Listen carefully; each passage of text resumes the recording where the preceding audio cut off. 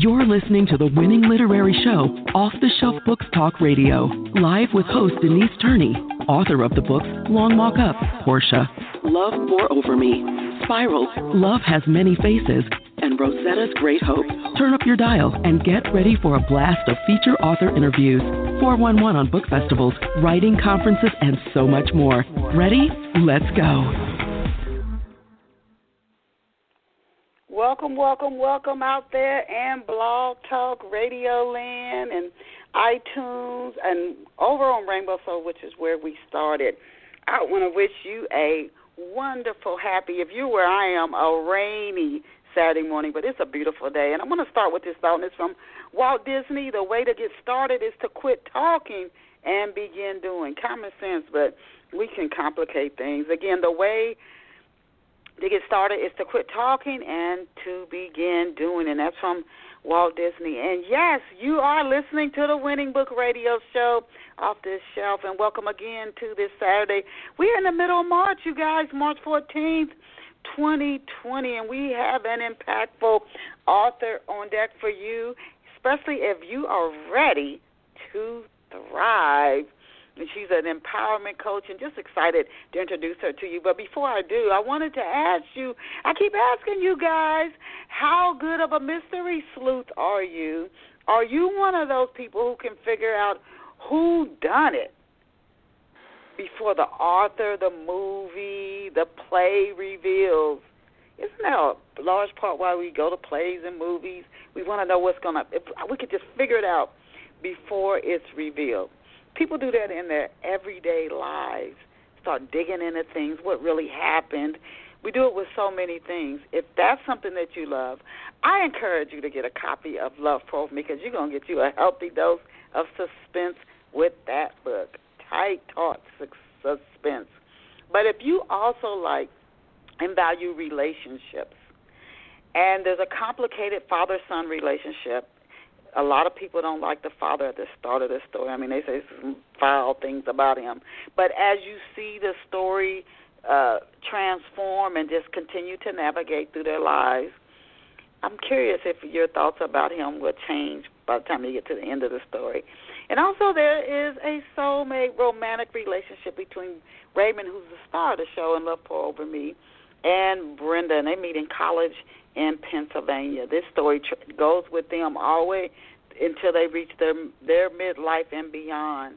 If you love, and I'm talking those, you see those old couples holding hands, walking down the street. They've been through a lot, and nothing is going to break up their love. You would love this story. And then there are these four friends, this bond of male friendship, which you rarely hear about. You rarely hear people talk about it. If you value these types of relationships and you like a healthy dose of suspense, I encourage you to stop what you're doing and get a copy of Love Pour Over Me now. You can get it in ebook or in print format. And now let us go and meet our very special off-the-shelf guest. And this morning's off-the-shelf guest is Gina Gardiner. Now, Gina is a relationship coach, a two-time #1 international best-selling author. Go, Gina. She's an empowerment coach and master NLP. She's a former school teacher and school principal, and she is the founder of the Genuinely TV series. Gina travels, speaks, and teaches extensively. And then in addition to her offline trainings, she offers online training and relationship improvement programs such as the Relationship Bridge. Even more, Gina is the author of the books Thriving, Not Surviving, The 5 Secret Pathways to Happiness, Success, and Fulfillment. Chariots on Fire, the winning formula for happiness and success.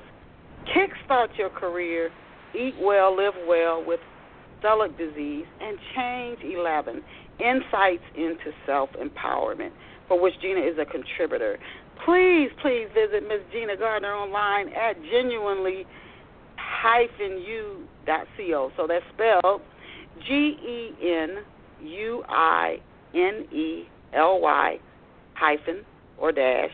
-YOU.co. And again, GENUINELY -YOU.co. Give yourself the chance to meet this amazing woman. We are honored to have Gina with us on Off the Shelf Book Talk Radio this morning. Welcome to Off the Shelf, Gina. Oh, thank you for having me. It's a real pleasure to be with you today. Oh, we're so glad that you joined us. 15 years. Such awesome guests, and it's a privilege to add you to the list of the awesome guests we've had on Off the Shelf. Now, the first 4 to 5 questions, Gina, I ask every guest who comes on because our listeners like to get a little backstory on our guests before I just start launching into the questions. So to begin, can you tell Off the Shelf listeners where you grew up and what life was like for you growing up? I was born in Manchester, and I lived there with my mum and dad and my elder sister.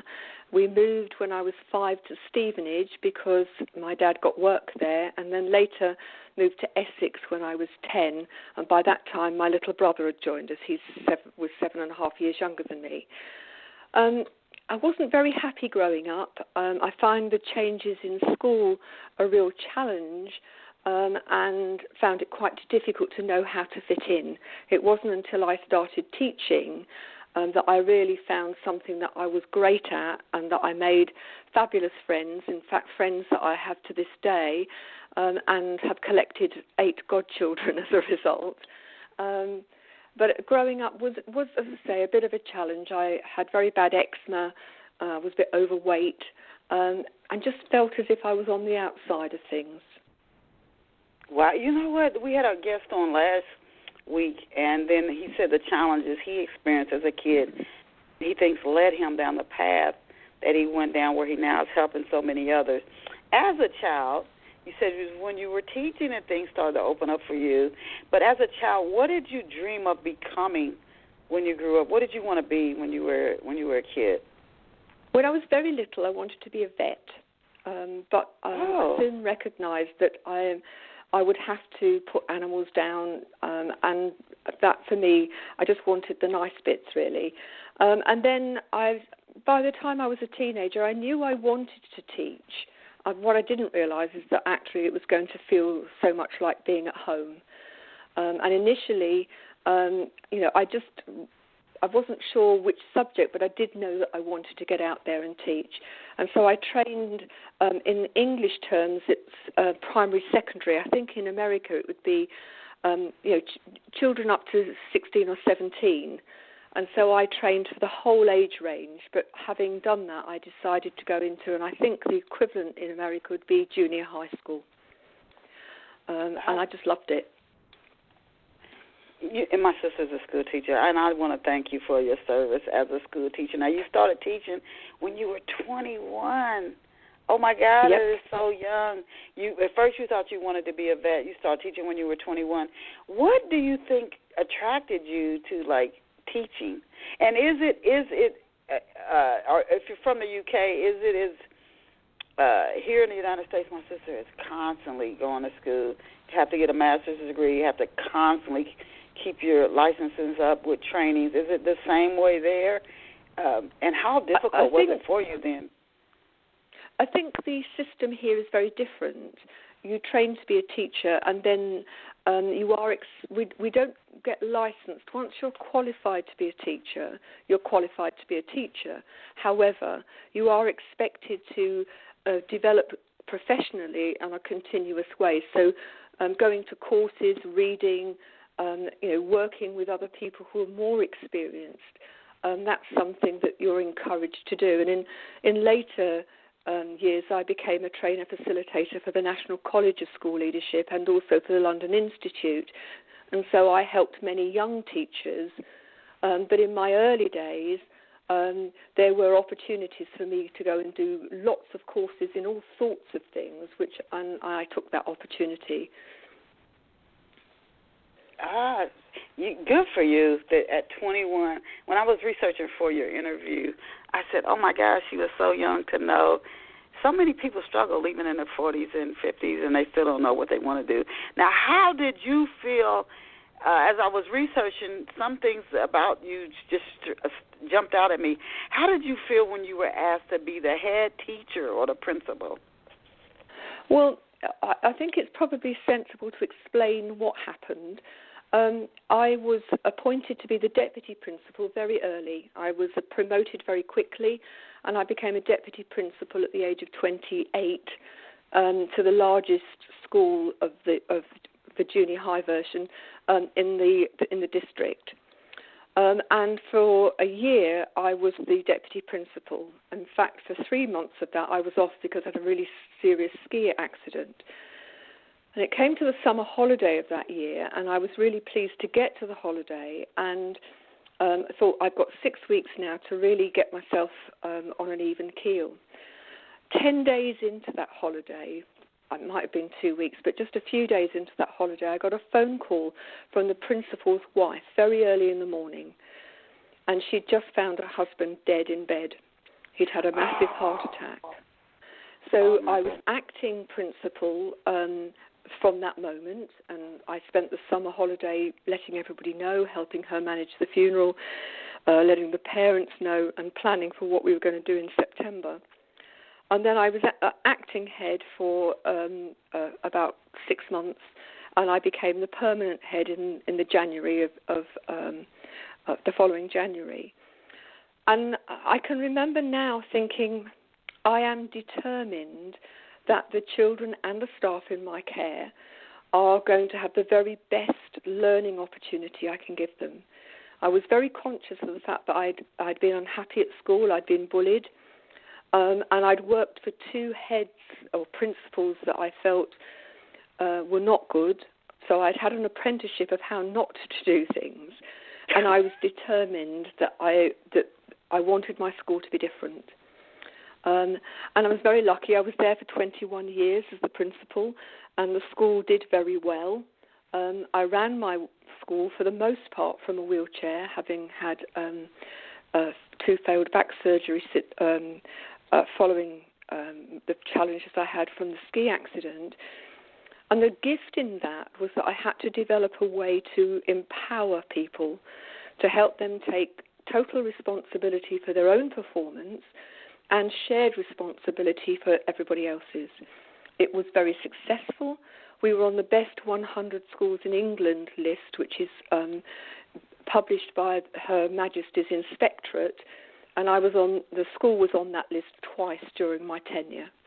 We were one of the first beacon schools, and so we worked with hundreds of other teachers and dozens of other schools to help them raise standards, particularly around the quality of leadership. And so I was very, very fortunate, but I think much of my approach came from necessity because I couldn't physically get into the classrooms. Oh, goodness, what an amazing story again, and you seem your experience so right for you to do what you're doing today. Had you already started practicing positive self-talk, even when you, like this head teacher role just came out of nowhere, and I've actually seen even recently where something shifted and happened and somebody had to step into a role and they were very reluctant to do so.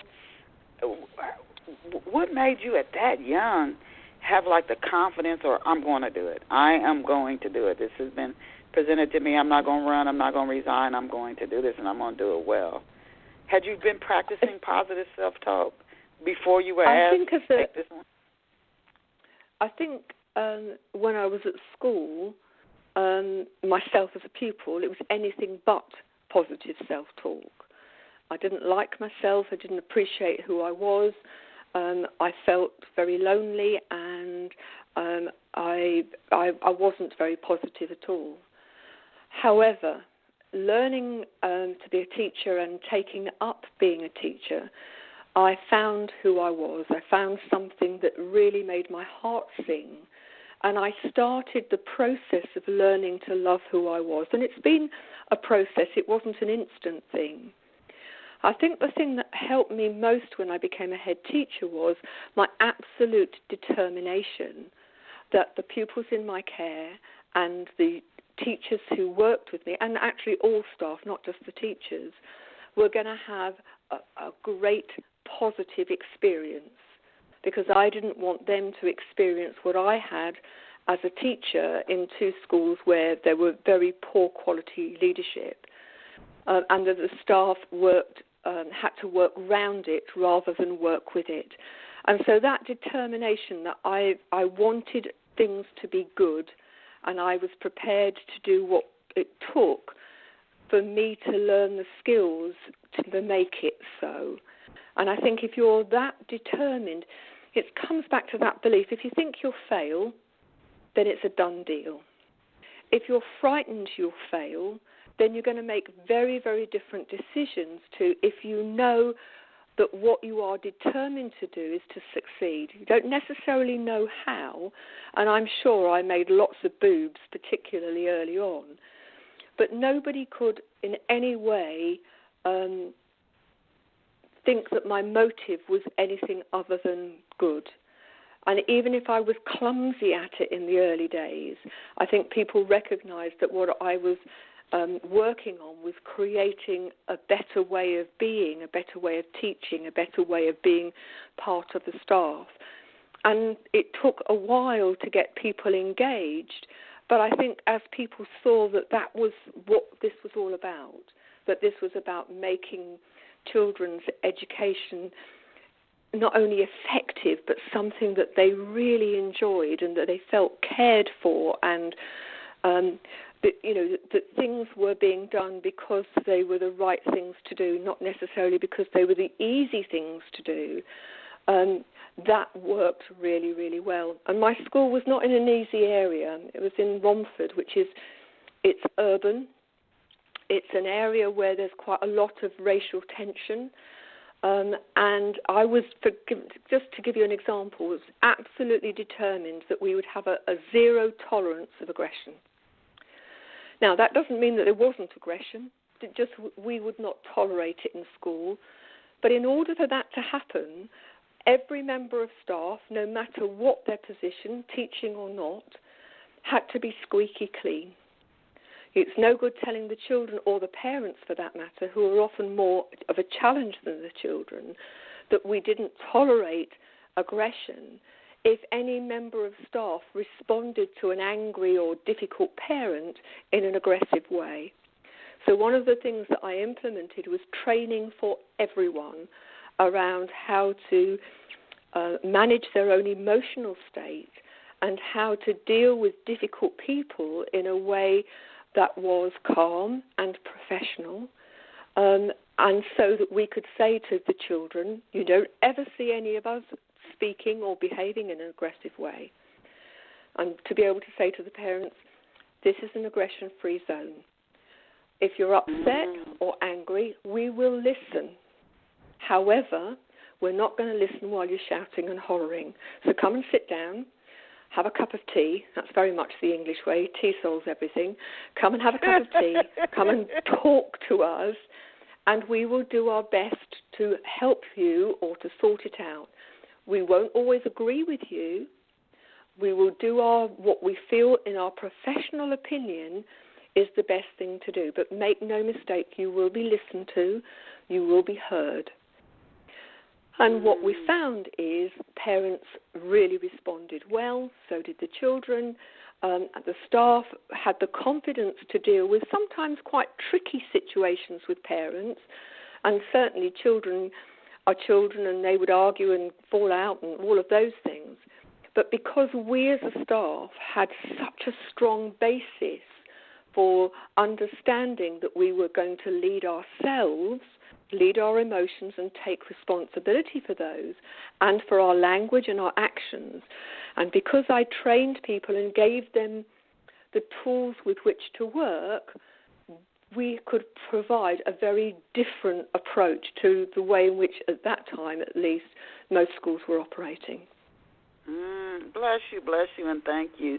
Now, who or what inspired you to go from the classroom to pursue writing? What birthed your love for writing, not only books but writing? Well, I did it. My subject at college was English, so I've always enjoyed writing. Although I have to be absolutely honest and say to you, I can't spell for toffees. But I didn't do any. I mean, I wrote articles and I wrote reports and all all of those sorts of things when I was at school. I left school in 2004 because of my health. I was given an ultimatum by the neurologist that if I didn't stop working a 15-hour day, which is what I was doing, work with great pain control actually, that I wouldn't be able to drive. I had adapted a car with adapted controls, that I'd be housebound. And so I took the very difficult decision in 2004 to leave being a principal. And then I thought, well, what the hell am I going to do now? Because I wasn't ready for daytime television, and I wasn't ready to just sit at home and read. I'd got all of these skills, a huge amount of expertise and experience, and I thought, well, what am I going to do now? So I took myself off to do a research project across industries, including retail, manufacturing, insurance, finance, health, local government, and many more, to look at what were the issues that faced them in terms of developing leadership, from emerging leadership right the way up to senior management. And, of course, they were facing the same things. So I thought, well, in those days, schools, we had our own budget. I think my budget was $1.75 million. I employed 100 staff. But the corporate world didn't value education as a business. So I then decided, well, I needed some credibility. So I wrote my first 2 books, which were Kickstart Your Career, which is a book designed for people leaving the world of education and going into the world of work. And it's about how to be the professional grown-up. Because even if you've got a degree and you know your subject well, it doesn't mean that actually that you're the consummate professional.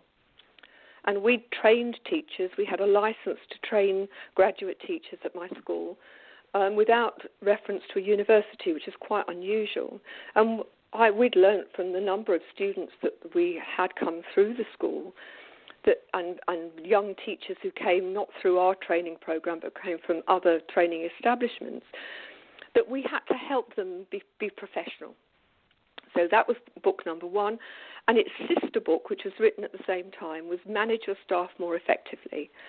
And it was a distillation of all of the techniques and the strategies and the principles that I developed with my teaching and non-teaching staff, and stripped out the very educational language and acronyms.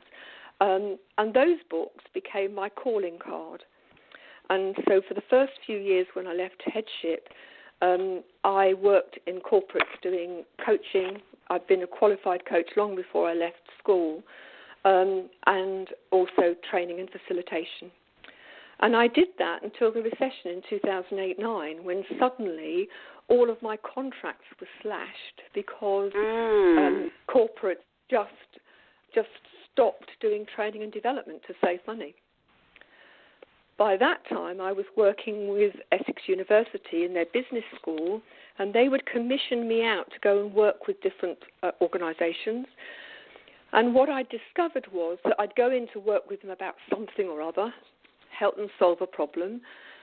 Having done that, I'd disappear, and then a few months later, they'd invite me back.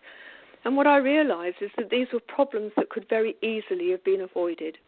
And so I started working with businesses on a regular basis, working with senior decision makers, and then depending on the business, sometimes with their senior managers, sometimes with all their managers, sometimes with the whole staff, depending on the company and its needs. And I still do that today. My gosh, you are somebody, and I'm sure you've had moments, and let me ask you this, because you're definitely someone who, you don't let anything stop you. I just listening to you, and I'm sure our listeners as well, very inspiring.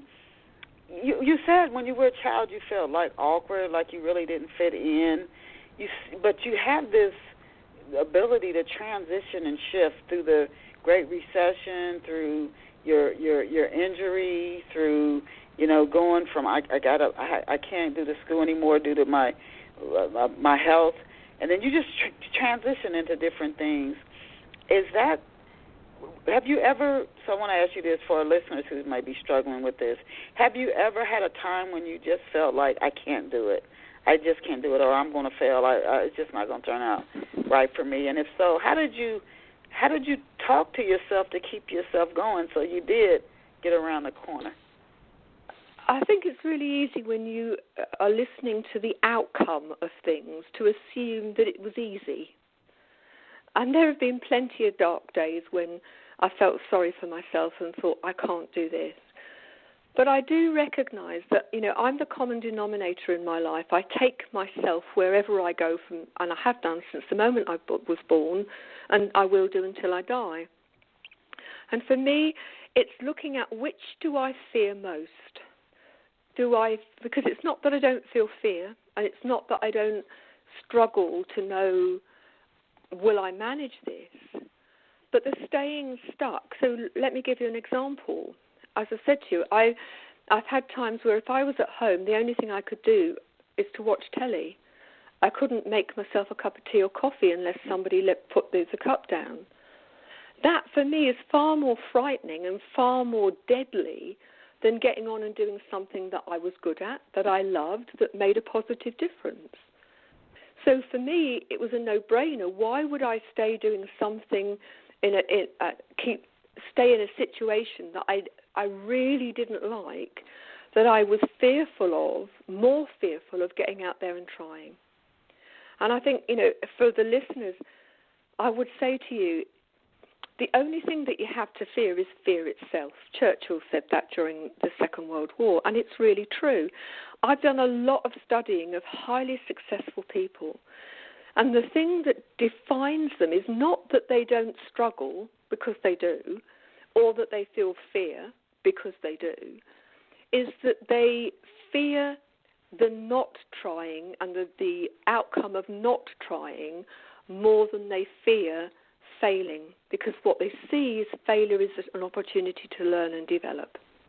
And it's easy, as your listeners are listening to me, to think that, this finished outcome was something that happened without trial and error, without failing, without, not managing it. I mean, I've learned to walk twice as an adult. I have to tell you, it's so much easier when you're a baby. Not only are you closer to the ground and your centre of gravity is lower, but when you watch babies learn to walk, not one of them thinks, do I look silly? Does my bum look big in this nappy? Will people laugh at me if I fall over? They just want to do it. And it's a great metaphor for life. If we stop worrying about what other people think, will we look foolish? Will we be able to manage this? And just give it a go, but really give it a go, then the chances are all of us would succeed more. And so it's knowing that life is going to offer you knocks. It's going to offer you challenges. But it's not the challenge that defines you. It's what you do with it. So I could have said when I left headship, do you know what? I'm going to stay at home. I'm going to focus on what I can't do. I'm going to focus on the fact that I can't walk. At that time, I couldn't walk at all.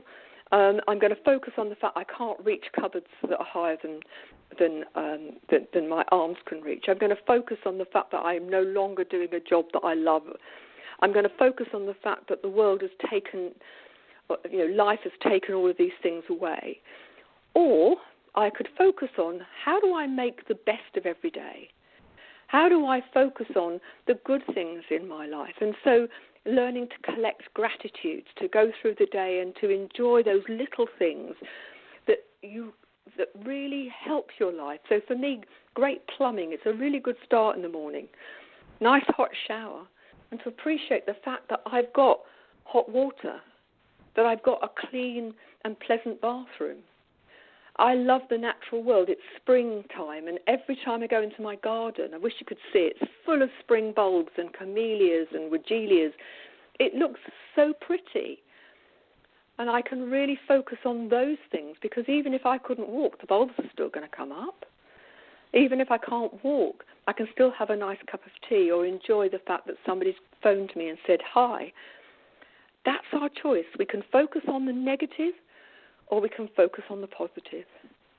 But what I realized, and I'd like to share a story with you, is that all of us self-limit, okay? Now, bearing in mind that while I was a serving principal, I travelled the country to go work with other schools. I worked as an advisor for the government. But what I always did is that I had the same driver would pick me up from home with my wheelchair, take me to where I was going, push me in, and off I'd go. They'd then pick me up at the appointed time and take me home. Now, once I'd left headship, principalship, I wanted to learn neuro-linguistic programming, NLP. It's something that I had wanted to do, but I hadn't had the time to do it. I didn't feel it was appropriate to take time off school. So I'd studied it, and having studied it, I decided that I wanted to go and see as many people as I could actually using it. And one of the people I went to see was Tony Robbins, and I'm sure most of your listeners are familiar with Tony Robbins. Before I went, my view was huge American, very loud. I think it's going to be lots of hype, and then within a few days that what he's talked about will just dissipate. So I arrived at the Excel Centre in London to go to an Unleash the Power Within, his 3-day program. And when I arrived, there were 10,000 people on that course. That in itself just blew my mind. And in the first morning, he was talking about a program that he was running in California a few weeks later. And I thought, I fancy that. But I immediately dismissed it, saying to myself, you haven't got an electric wheelchair, a travel chair, which I have now. You're not going to manage on your own. Nah, it's silly. Don't be silly. That evening, part of the program was to do the fire walk. Now, the fire walk is where you walk in bare feet over hot coals for about 30 feet. And if you're in the right mindset, you don't get burnt. Now, at that time, I'd had a spinal stimulator fitted. We're talking about 2006 here. And I could manage a very few steps on my own to walk. But with the help of somebody on each side, I managed to do the fire walk, and I was absolutely thrilled. And as I sat down in my wheelchair, the person who was coming next, I was facing them. They were a double amputee. He had no legs below the knee. He tipped himself up onto his hands, and he walked across those hot coals on his hands. Wow. I was just gobsmacked. But in that moment, I thought, if he can do that, I'm self-limiting. I went that night, I booked my ticket, I booked my flight. I went off and did Date with Destiny in California. I then went and did all of Anthony Robbins' stuff. I became a senior leader and went and helped on several events. And since then, I've spoken around the world. I've traveled for pleasure, for work, and I am forever grateful for that man. I have no idea who he is. But I am grateful because what he taught me is the only thing that's going to limit me is me. Wow. And I think disability is a great metaphor for life. Because if you believe that you're not good enough, that you're not rich enough, that you're too poor, too fat, too tall, too young, whatever, you take that belief with you everywhere you go. At least with my disability, I can get into my wheelchair and I can wheel away. And I have to say, usually at top speed. That's something ultimately we're thinking about now. Can you share with us, Gina, an overview, a brief synopsis of Thriving, Not Surviving, the 5 secret pathways to happiness, success, and fulfillment? What will readers get if they get a copy of this book? They get a tiny bit of my story, but what I realize is that whether people came to me because of personal or relationship issues, or whether it was business, strategic business development, that we actually went through the 5 pathways, whatever happened. And so the 5 pathways are working on your beliefs and making sure that your beliefs are empowering ones, not limiting ones.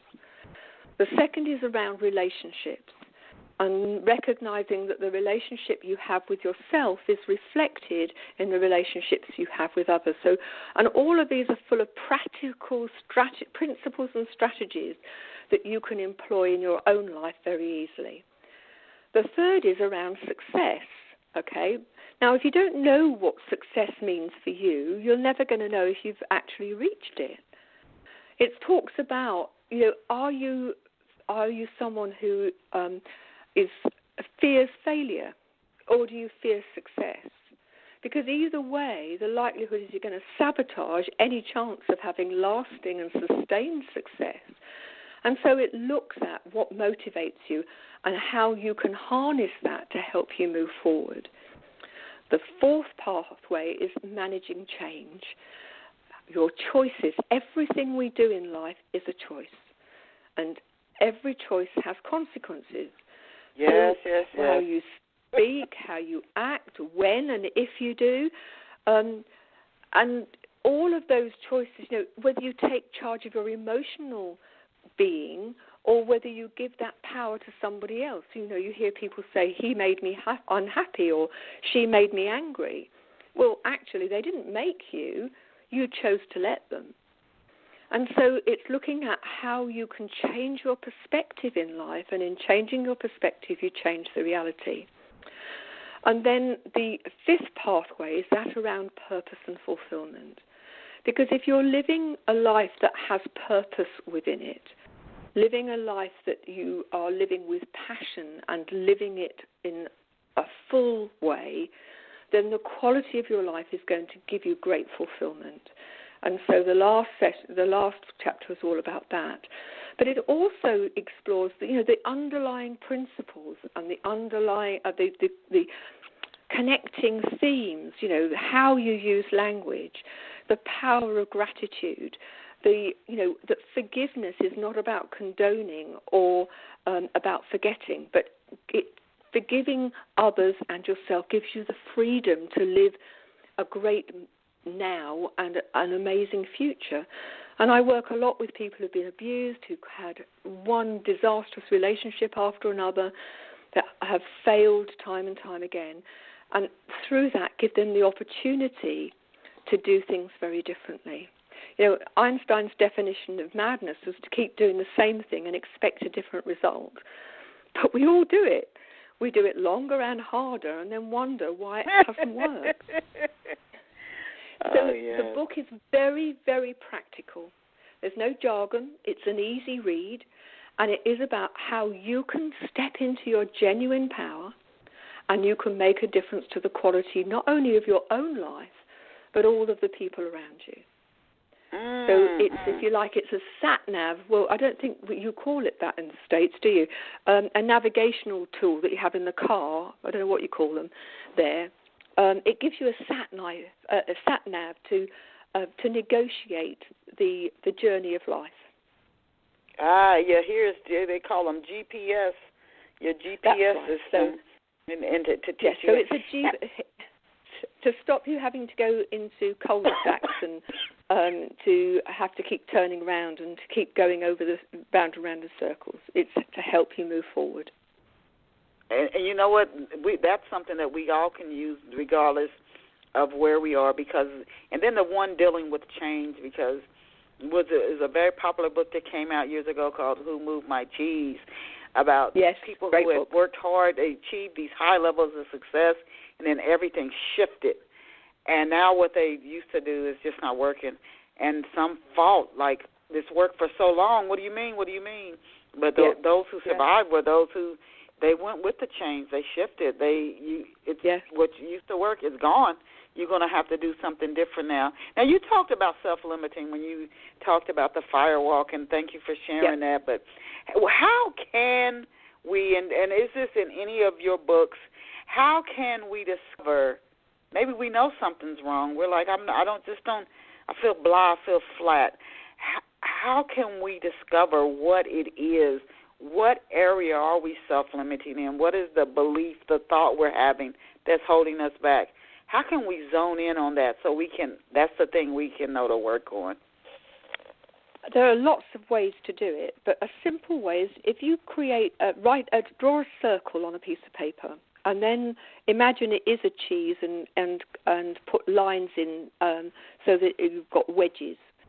And title the wedges around the edge in terms of areas of your life. So family, work, relationships, playtime, if you like, or pleasure, spiritual development, learning, whatever is important for you.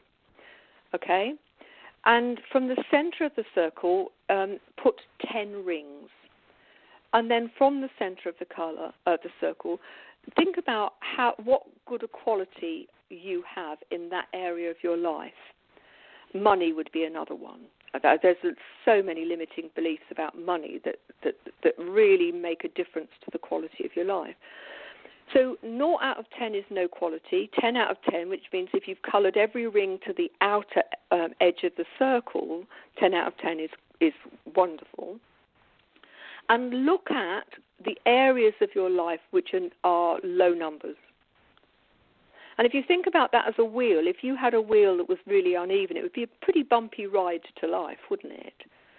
So that will give you an indication of which areas to prioritise. Another way to do it is to just think about the things which upset you, the things which aren't particularly successful in your life, the patterns of negative thinking, negative language, negative behaviour, and underpinning those will be limiting beliefs. And it's time to do an audit of your beliefs. You know, if it's an empowering belief, and what my belief is that the only thing that's going to get in the way is me, and so ultimately I have the power to decide the quality of my life. Now, of course, there are things I still can't do. Although I can now walk short distances, I still use a wheelchair when I go into town or if I travel. So I'm never going to be a ballerina. I'm never going to climb mountains. So if I can't change them, I can change the attitude I have towards them. I can't climb mountains, but what can I do? I'm not going to be a ballerina, but how can I actually give myself things which fill me up, which make me feel good? And a belief is it's been installed. Somebody will have said something when you were younger or in your family. Let's use money. How often did you hear when you were growing up, money doesn't grow on trees? You have to work really hard if you want money. Yeah? That must be a very common don't waste that. That costs money, and it's too difficult. Most of us we've all been conditioned by the way in which we've been brought up. Yeah? So I'll give you an example. I struggled with my weight all the way through till I was in my late 20s. And one of the reasons, not the only reason, but a reason for it was that I was brought up, don't waste food. My parents weren't well off. You know, if it was on your plate, eat it. And so because I loved my pudding, all right, and I could only have pudding if I ate my dinner, I would eat everything on my plate, even when I didn't need it. What I recognized as I got to my late 20s was, if I'm going to dish something up for myself, I'm going to dish myself up a small portion, and if I'm full, I'll stop. If somebody else dishes it up for me and it's too much, like when you've gone to a restaurant, and I've had enough, I'll leave it. Now, you wouldn't believe how I struggled with that to start with, because always I didn't leave home till I was 18 to go to college, and then I went back home to live for a little while. The rule was you don't leave anything on your plate. Don't waste it. So part of that was then training whoever was dishing up, please, a small portion, and then I'll go back for more if I need more. So the conditioning that we have when we're little has a huge impact as we grow up. But that isn't a law. It's not the truth. It's a truth. Okay? So change your perception about these things, and you can change the belief. Yeah, now, if you believe in sorry, go on. No, go ahead. You said if you believe in. If you believe in abundance, if you believe, that there is abundance, then it's interesting how you start to attract things in a very different way than if you're fearful that there's not enough. We get what we focus on. If we focus on things, they appear to get bigger. So if you're focusing on all of the difficulty in your life and the lack, you're going to make decisions based on lack. Whereas if you make decisions, I'm not talking about being stupid, if you're short of money, going out and blowing a huge amount of money on stuff you don't need. But if you believe in abundance, then you are going to make decisions about, okay, I want abundance, so what action am I going to take to help me take a step closer to it? And it's really interesting how often people who've got very little financially will go and spend money to make them feel better on things they don't need. Yeah. And they'll get into debt, and debt is expensive. So they'll get into debt, and they'll justify the debt. Well, I deserve it. I wasn't feeling very good. And I've worked with people who've been in tremendous debt, and then when I talk to them, they smoke, they drink, they go and buy coffee rather than making it and taking it with them. They go and buy lunch rather than making it home and taking it with them. And little actions consistently done can make a really big difference. Yes. Yeah, that I can personally, But the thing is, sometimes it's hard, and I don't want to talk about your book, Chariots on Fire. Sometimes it's hard to tell, and then the circle was one exercise you shared, and appreciate that. Sometimes it can be hard to tell just what is it. What is that core thought that's holding me back? You have to dig and dig and dig, and sometimes it's just different experiences. It could take years to get that aha moment. Aha, that's it. Like Eureka, now I know what to focus on. Now I know what to focus on. That's a belief. If you believe it's going to take years and years, it will. If you actually say, okay, how about a different approach? How about drawing a line in the sand and saying, I want my future now and my future going forward? Because the only thing we have in reality is this moment now. All right? We don't know what's going to happen in the future, and we can't go back and change the past. We can only learn from it. So how about, if you want your life to be different, that you actually, instead of looking at what can I change looking backwards, to say, what is it that I want in my life going forward, and what do I need to put in place to make that happen? Then it doesn't have to take years and years and years. You can do it in an afternoon, is to decide what you want, and that doesn't mean it's cast in stone. You can, it obviously is going to develop as you go. But if you make the decision that actually whatever else I've done in the past, I want things to be different in the future. So what's the person I need to be in order to make the future that I want happen? And if you look at it in that way, you don't have to go round and round in circles trying to find it. What you do need to do is to define the quality of life that you want moving forward. But what I would say to you is that's one of the reasons why do you use somebody like me, because I can help cut through all the, I'm not sure if I'm allowed to say it, the rubbish. I'll use that rather than the word I was going to use. You can cut through the rubbish, and you can short-circuit the journey. Yeah? And so I've got people who come here who've got no confidence, who say, I can't, I'm not able to do this, it's all rubbish, I'm rubbish. And within a very short space of time, if we work together and we work, and they use the sessions as the catalyst to practice the things in between, we change huge things. I'll give you an example. I was working in the week with somebody who was abused as a child, dreadfully abused as a child. And when they came, they were depressed, they were anxious, everything was about that abuse. Now, really different. Why? Because they've recognized that this is not condoning the abuse at all, all right? It's not forgetting the abuse.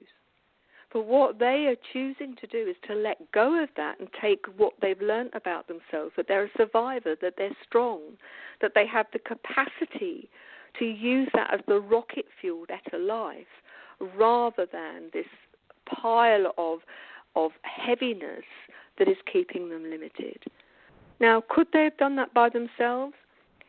Possibly, but actually having somebody help them see and reflect and change their perspective and giving them tools that work for them has made a huge difference. And that's been done in a 3-month period. That's now weird. they're in their 50s. So they've carried that load. They've carried that load for over 50 years. The abuse started when they were 3. Wow. Now, their quality of life now is very different to 3 months ago. Why? Yes. Because they believe it's possible. Right.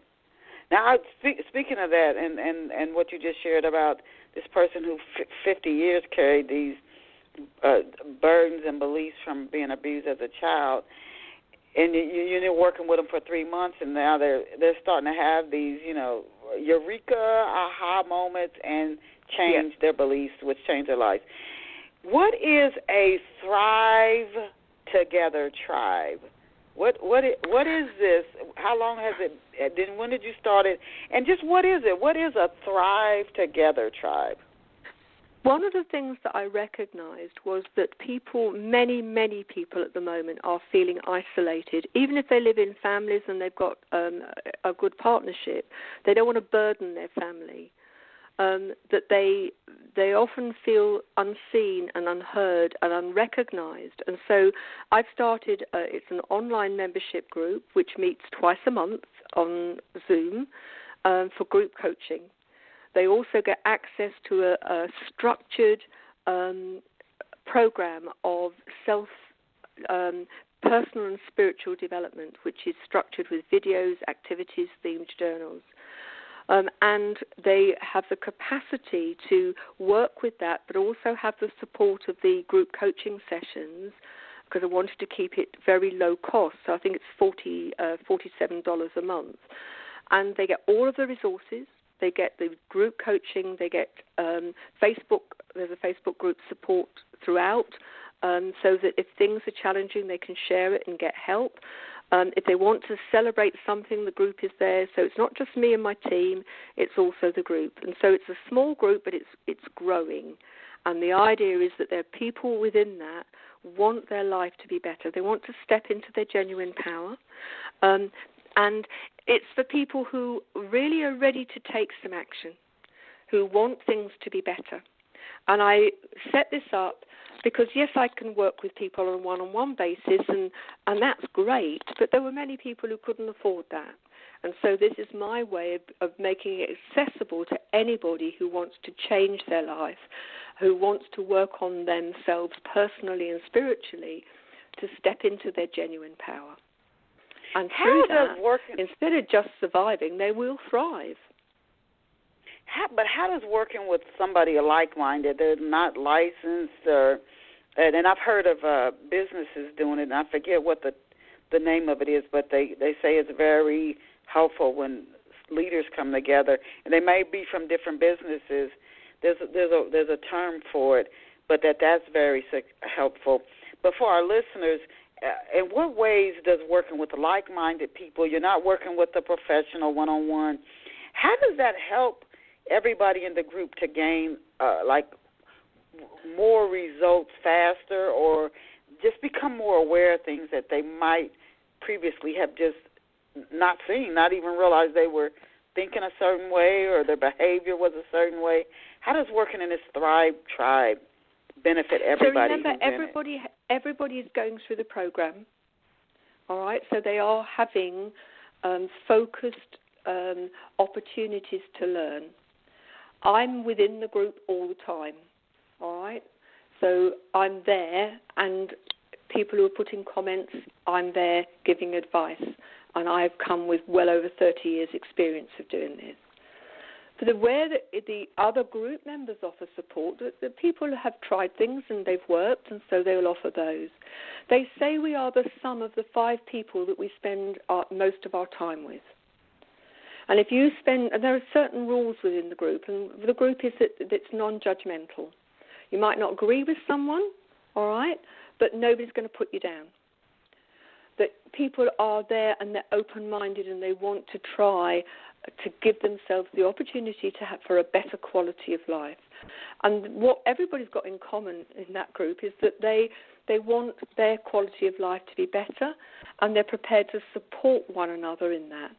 But for the most part, the expertise in terms of strategies and challenging people's thinking, that's done by me and my team, and we are very experienced. But nevertheless, the support of people who are going through that is valuable too. So it's not just a group of people who are just set off and go and do your own thing. Right? Okay. I run the group coaching sessions. There's always a short presentation about a particular theme, and then people can be in the hot seat and have the opportunity to be coached. And the other thing about that is members of the group can put up suggestions of things they'd like covered. So in the last group, we were looking at people who have been through trauma.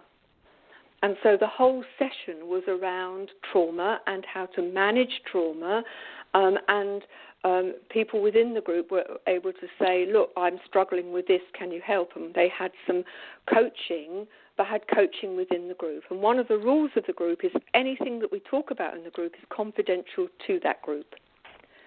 So it's a safe space where you can share anything. So it's and not you just, know what?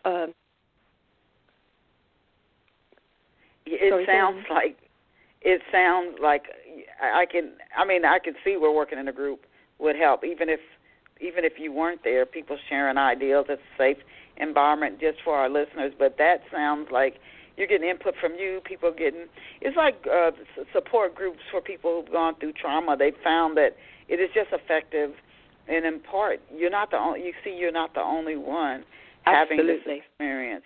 It is extremely powerful.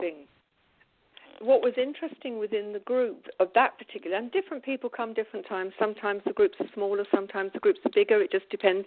They happen the first and the third Tuesday of every month. What was really interesting is that there were people sharing things that nobody within the group was aware of until that point. They felt safe enough to share them.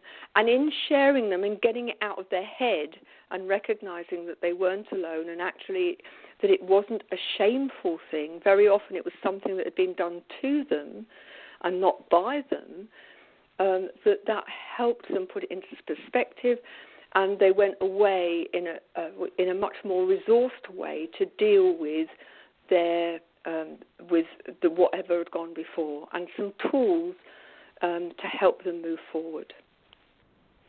Can you share, as we're coming down to the last few minutes, 3 to 4 steps that you found to be effective at getting the word out about your books? Because the information shared in your books is certainly something I think a lot of people would benefit from. So the way that I do it, one's on the website, that's genuinely-you.com.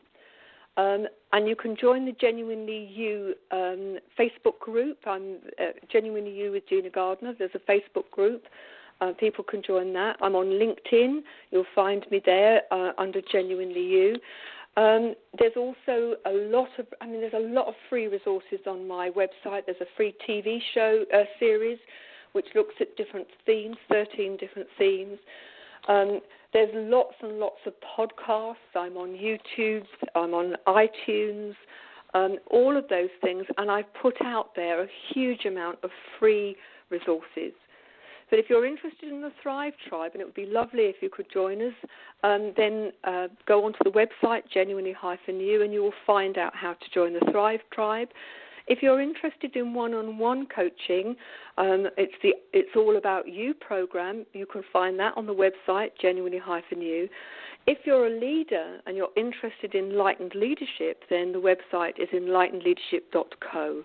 So it's enlightenedleadership.co for leadership, but it's genuinely-you.com for everything else. And you'll find the leadership program in there as well.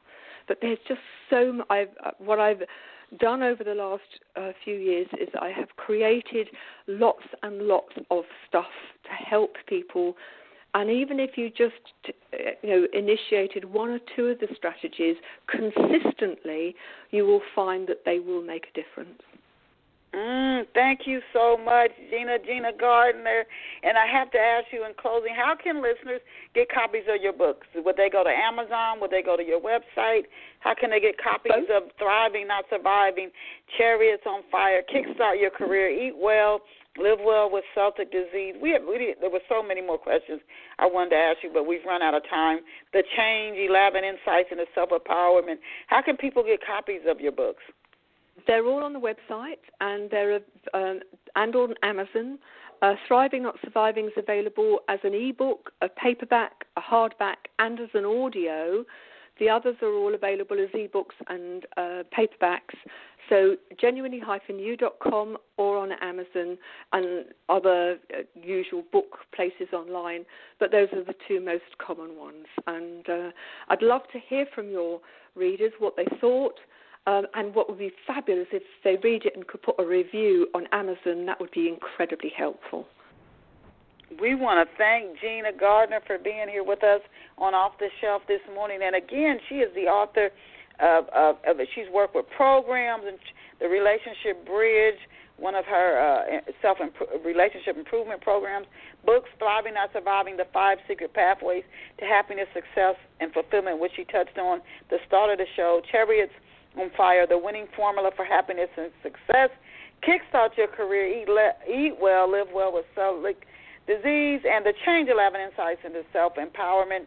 You can visit her, and I encourage you to, online at genuinely-you.com, genuinely, genuinely-you.com, genuinelyu.com. Gina Gardiner, thank you for being here with us on Off the Shelf this morning. To our listeners, thank you for being with us. I see some people came in midway into the show. No worries. When it finishes streaming, you can go back and listen to it in its entirety, and you can also share with those who are looking to improve their lives and who isn't looking to do that, or somebody who feels like it's not even worth trying to improve their life because they feel stuck.